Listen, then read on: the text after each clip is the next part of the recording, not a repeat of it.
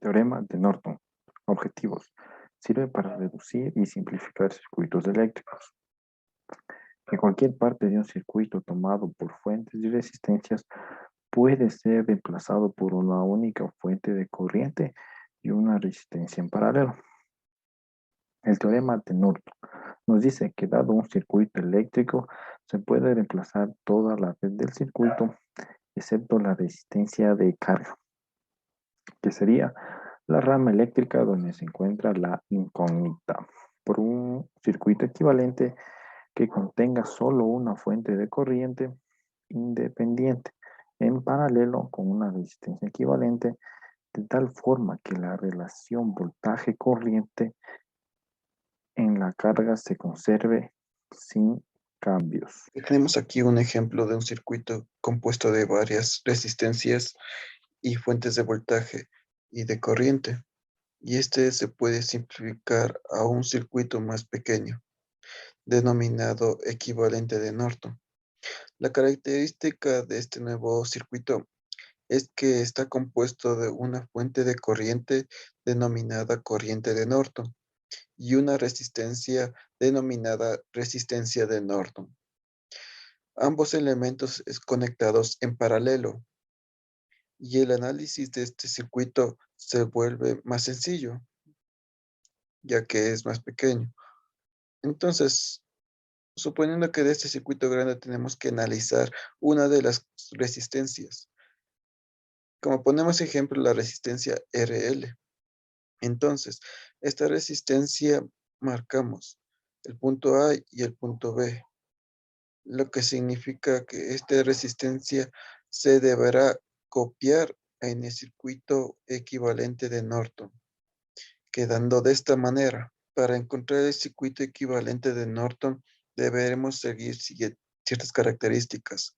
Primero, para encontrar la resistencia de Norton del circuito original, las fuentes de voltaje se cortocircuitan, las fuentes de corriente se abren, la resistencia a analizar se abre. En cambio, para encontrar la corriente de Norton del circuito original de la resistencia que estamos analizando, en este caso sería RL, se debe cortocircuitar. En este ejercicio tenemos que calcular la intensidad, el voltaje y la potencia de 4 ohmios. Lo primero que debemos hacer es buscar en este circuito dicha resistencia y se encuentra en esta posición.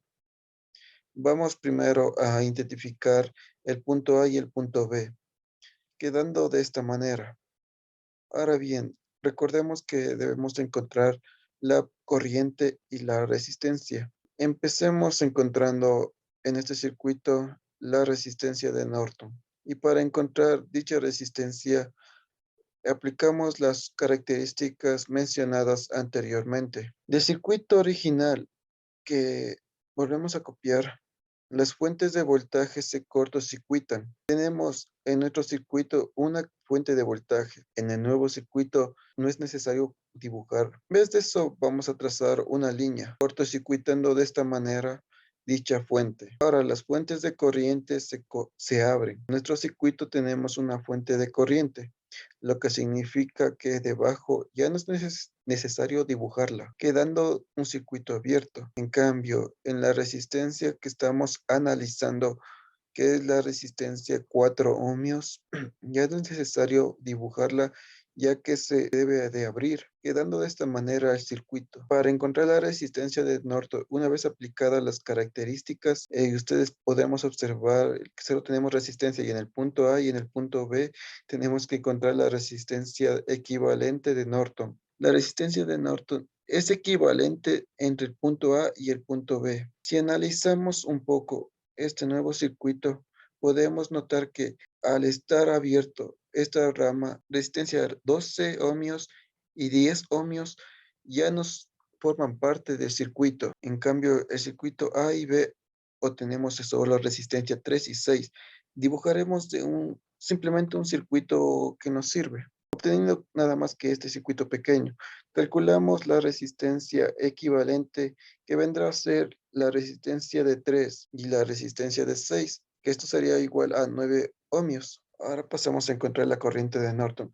Y para eso volvemos al circuito original y aplicamos las características mencionadas para encontrar dicha corriente, donde se establece que la resistencia estamos analizando se va a cortocircuitar. En lugar de esta resistencia, trazamos una línea. Ahora, el objetivo de este nuevo circuito es encontrar la corriente que circula por dicha rama, es decir, encontraremos la corriente que pasa a través de esta rama. Esta vendrá a ser la corriente de Norton, IN. Y para encontrar esta corriente, realizaremos un análisis de este circuito. Tenemos aquí una fuente de corriente de 0,5 amperios. Esta corriente, al llegar a este punto, a este nodo, se divide. Una parte va hacia esta rama, que es IN, y otra parte va hacia abajo, que lo denominaremos como I1. Lo que nos interesa encontrar es IN. Y para eso vemos que tenemos de 3 ohmios y 6 ohmios.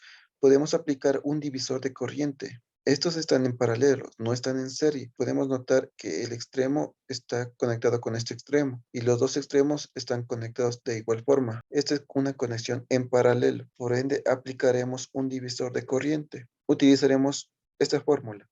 Esta fórmula es aplicada, hablé solo para dos resistencias en paralelo y cambiaremos nuestros datos. ¿Cuál sería intensidad total de 0,5, que es nuestra intensidad? Y la resistencia 1 es de 3 ohmios, al igual que resistencia 1 más resistencia 2, 3 más 6 son 9 ohmios. Esto nos dará un total de 0,167 amperios. Una vez que ya tenemos calculado la resistencia y la corriente de Norton, procedemos a ubicar dichos valores en el circuito equivalente de Norton, que sería el siguiente. Como corriente de Norton tenemos un valor de 0,167 amperios y una resistencia de 9 ohmios. En el punto A y en el punto B, como ya mencionó, se debe dibujar o ubicar la resistencia que se está analizando, que en este caso sería la resistencia de 4 ohmios. Quedaría de esta manera.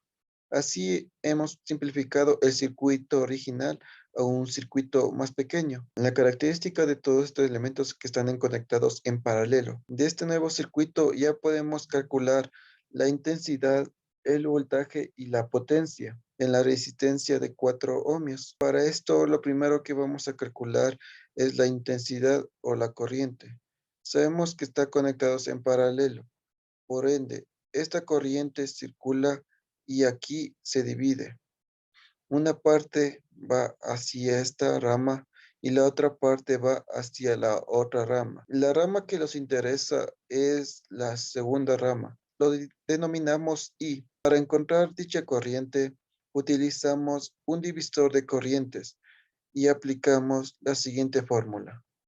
Reemplazamos los datos que tenemos. La intensidad total sería de 0,167 amperios. La resistencia 1 es de 9 ohmios, más la resistencia más resistencia 2 sería 9 más 4, 13. Esto nos daría un total de 0,115 amperios. De igual forma, para sacar el voltaje de 4 ohmios, reemplazaríamos la intensidad, que sería a 0,115 amperios por resistencia de 4 ohmios. Esto dará un voltaje de 0,46 voltios. Y para sacar la potencia sería esta fórmula, lo cual reemplazamos los datos, sería de 0,115 amperios cuadrados por 4 ohmios. Y esto nos da un total de 0,0529 watts. Como podemos observar, este es el circuito que teníamos planteado en el problema. Entonces, para verificar los cálculos previamente obtenidos, realizamos la simulación en el Proteus. Y como podemos observar, son los mismos valores que se obtuvo al momento de realizar el teorema de Norton. Entonces, al momento de aplicar el teorema de Norton, tenemos que tener en cuenta que las fuentes de voltaje se cortocircuitan, las fuentes de corriente se abren y la resistencia en avisar se abre. Y para hallar la IN, que sería la corriente de Norton, se puede aplicar, por ejemplo, el método de mallas y el método de nodos. El teorema de Norton es muy útil ya que nos sirve para determinar intensidades y o voltajes y circuitos que son muy complejos y grandes, sin necesidad de desarrollar todo el circuito, sino más bien utilizando una corriente de corto, una inductancia y circuito equivalente. De esta manera se miden voltajes e intensidades específicas en un circuito complejo. Conclusiones. Teorema de Norton es muy importante al momento de diseñar circuitos con múltiples elementos, así como para estudiar la respuesta de los mismos. El teorema de Norton es aplicable para circuitos eléctricos que contengan fuentes de voltaje o de corriente, independientes y dependientes.